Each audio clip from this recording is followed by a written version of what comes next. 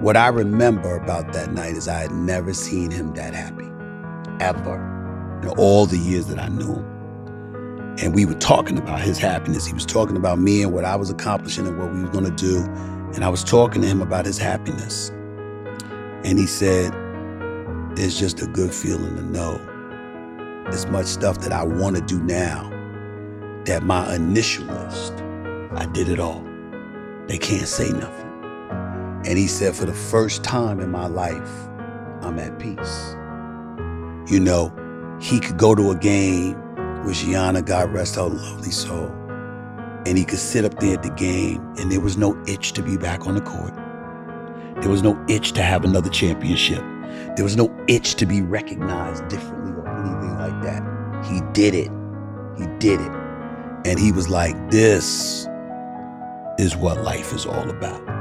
When you achieve what you set out to achieve and you know that you left nothing on the table. And when you have that, that is when you are at peace. It doesn't come before then. And he was very, very good and very big on making sure that his story was relatable to everyone in life. He's talking about you guys. He's talking about me. He's talking about Solange. He's talking about everybody.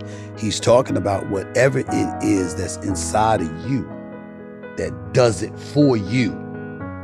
That's what you're supposed to be going after. He was wise enough to do it and pull it off. And the misery that other people feel is because they know, as I remember this Pastor T.D. Jakes once said, he said, you can lock a tiger or a lion can be born into captivity and they only know one way. He said, but why is the cage encasing them? He said, because there's something in them that says, there's something out there. There's something more out there. And with Kobe, he was like, yeah, I knew there was something out there and I went and got it. And he said, I want more now, but if everything ended now, I did it.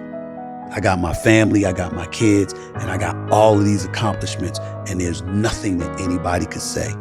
And I'll never forget that as long as I live, how much at peace he was with his life. He was like 40, going 41 years old.